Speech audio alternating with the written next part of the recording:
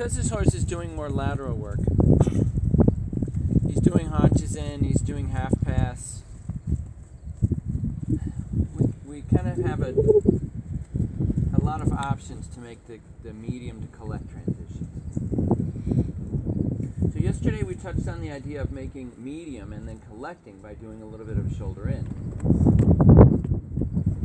So I like the idea of using shoulder in or something lateral to make collection, because now you're really engaging a hind leg. So if you're just pulling back, sometimes it works and sometimes it doesn't.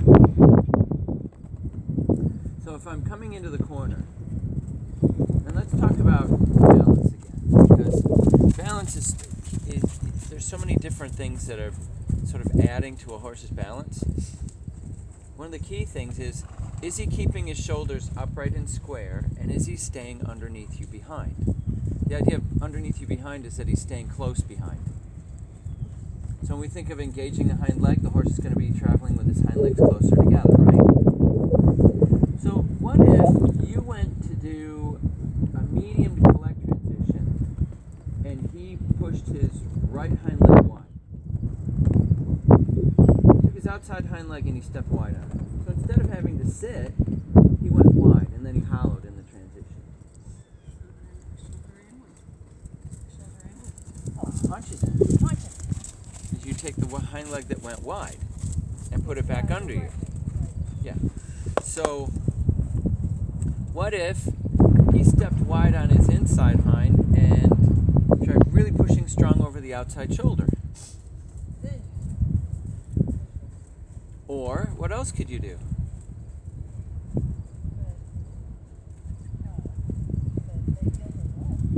Or you could do a renvers. So he wants to step wide on the left hind, and you put the left leg under to collect, and then he says, oh yeah, well then I'm just going to push over that outside shoulder. So if you bend him in that direction and block him from dropping the shoulder, now he's got to push up to his width.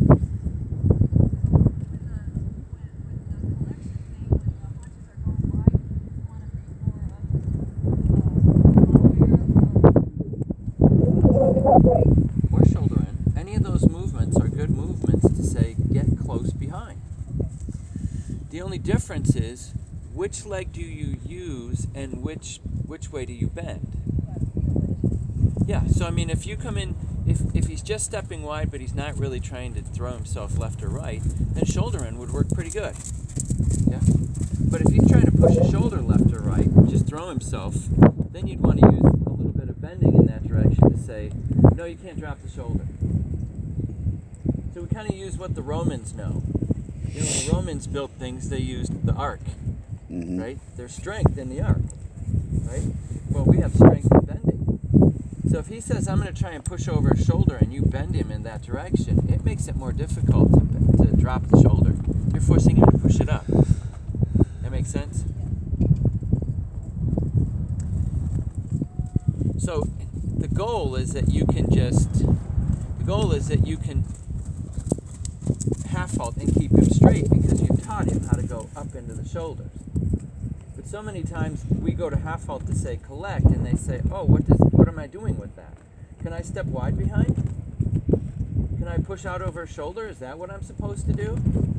And if you're saying, nope, can't do it, finally he says, oh, I understand, I'm supposed to stay close behind, push up through both shoulders in an even way, and I'm not supposed to try and push over one shoulder or the other, then you can ride your transition straight, which is what we want to do for the show ring. Yeah? Yes. Just we have preparation to get to the show ring, that's all. I like the trot now, yeah? Really good. So I think if you're going to ride strong collection, then there's a certain amount of ground covering or extension or medium that you have to do to sort of keep everything in an honest way. So I like to use the medium as a gauge to say, okay, how much push do I have on the hind leg? So if I'm in a good collected gait and I say medium, it should be pretty easy because I've got enough power in the collection.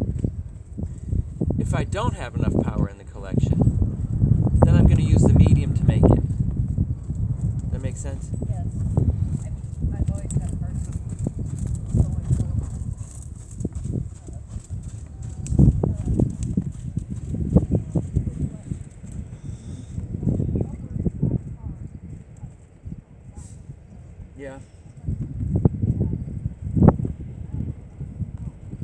The other thing we want to think about is the RPMs.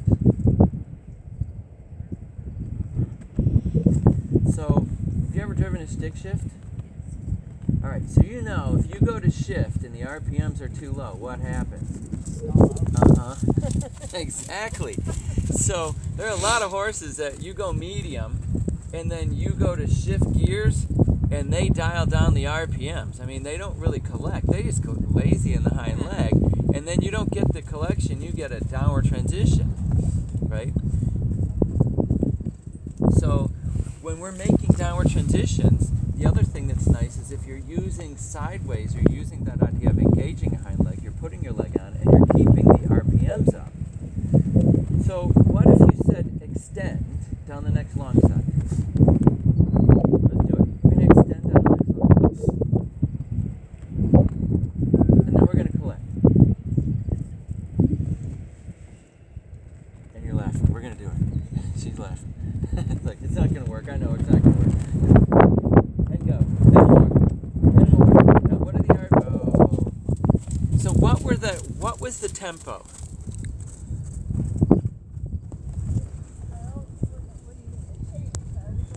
Okay, that's fine. But what's the tempo? So do a medium again, and I want you to take a mental note of the tempo. Now collect. And keep the tempo. Keep the tempo into the collection. See, that's not something we usually think about. But that also helps you to make a good transition where he doesn't say, oh, I'm just going to dial the power down. Right? You want to take the power and put it, now think sideways, something sideways. Tempo, yes. Right. So now you're bringing the miles per hour back, but not necessarily the RPMs.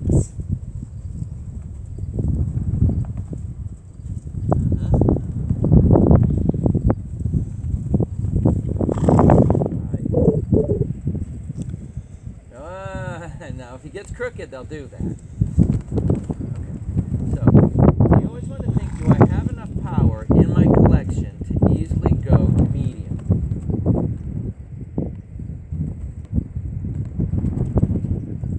Straight, square, yep. And look under you, good, and go. He's getting crooked, he's twisting off your inside range, over the outside shoulder, so I'd make it a hint of a shoulder and feel. Ever so slight shoulder and feel.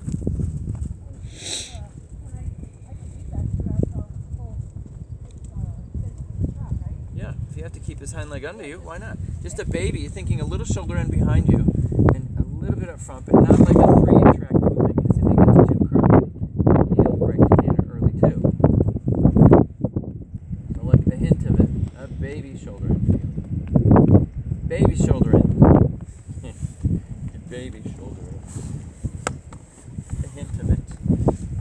It's cold today. Back to heat. I am in favor of global warming, I'll tell you that. I want Michigan to become tropical in my lifetime, and I'm willing to burn as much fossil fuels to get that done as I need to. Yep. Last time I was here, we were talking about, wouldn't it be great to have Michigan mangoes? Yes, I think it would be.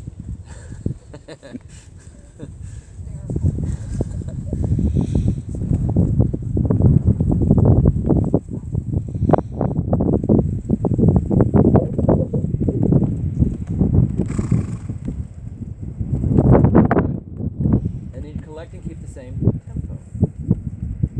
That was better, yeah? Yeah. Good. And give more. I know I'm giving you a lot to think about.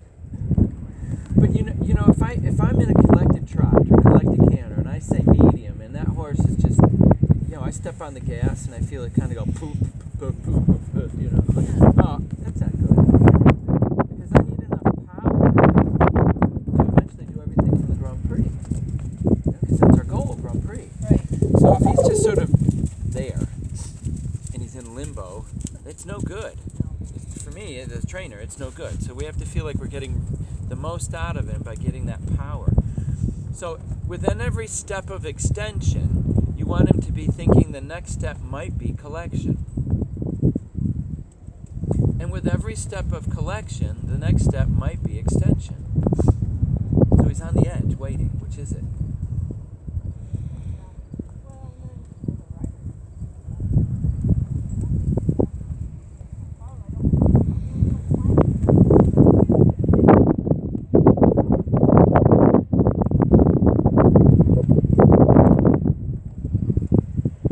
I do a lot of those transitions, and the other thing you want to do is transitions in different places.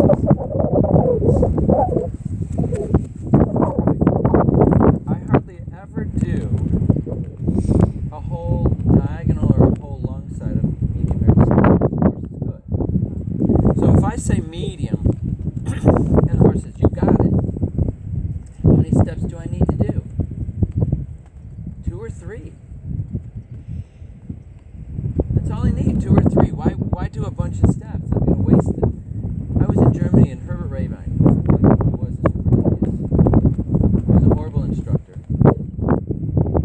So this guy, and he went to the riding academy when he was 18, and within a year he was the best rider in Germany. He could get on a horse that knew 1 flying change either direction. He'd get on in the corner, do a 10-meter circle, come on the diagonal, and do 15 moves with a horse that's never done 10 pieces. And he couldn't tell you how he did it. He just did it.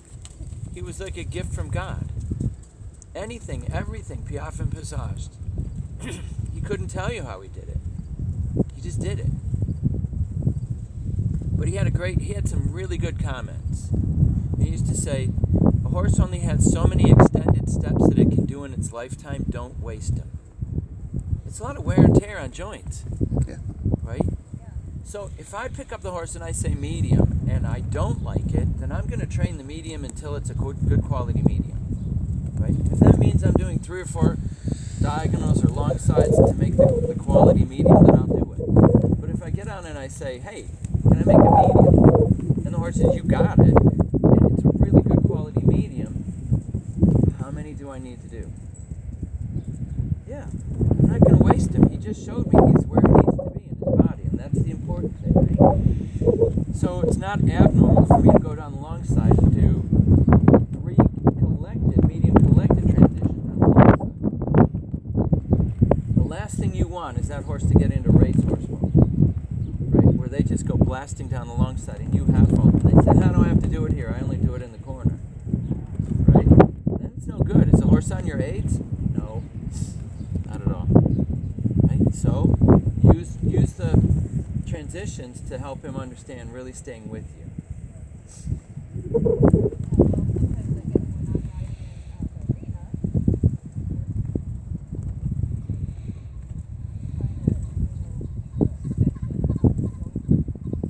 Yeah. They go pretty damn good, don't they? Oh, yeah, but then try to collect them back, you know, I mean, it's just, yeah, so, I mean...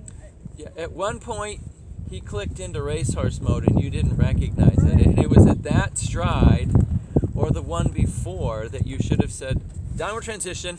Right. But you get so excited, oh, God, he's doing something. Oh. Well, yeah, again, you have to have the quality. Yeah, I'm with you on that. You got to do it on the way home sometimes to get the quality. All right.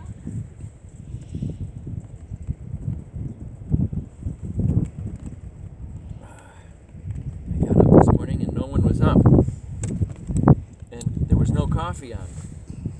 Usually Rod's got coffee on. I'm a coffee person in the morning. I'm like, whoa. Okay, so let's pick him up. And let's come again. And let's work a little on the half pass. So we kind of got into it a little yesterday, right? Okay. So one of the things about a half pass, and this was drilled into my head. I love screaming. That when you're going to do a half pass, you want to pick a starting point and ride an imaginary line to a finishing point. Now, why is that important? Because some people will go, I'm going to half pass, well, to that side. I'm going to half pass over there.